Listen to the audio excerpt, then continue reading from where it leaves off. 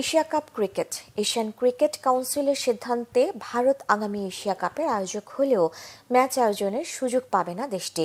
আগামী সেপ্টেম্বরে টি-20 ফরম্যাটে এশিয়ান ক্রিকেটের এই শ্রেষ্ঠত্বের লড়াই দেখা যেতে পারে সংযুক্ত আরব আমিরাত কিংবা শ্রীলঙ্কায়।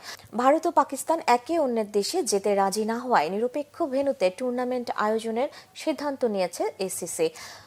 এখন থেকে এসিসির কোনো টুর্নামেন্টে দেশ দুটি অংশ নিলে এই নিয়মই চলবে। ম্যাচ আয়োজন করবে তৃতীয় কোনো দেশ। সেই নিয়মেই আগামী এশিয়া কাপের ম্যাচগুলো হবে আরব আমিরাতে কিংবা শ্রীলঙ্কায়। আমিরাতে এসিসির প্রথম পছন্দ।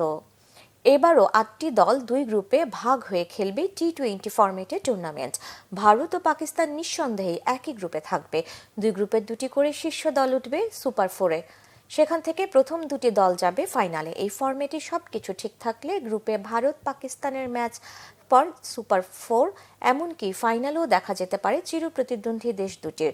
সেপ্টেম্বরের দ্বিতীয় থেকে চতুর্থ সপ্তাহের মধ্যে হবে 19টি ম্যাচ।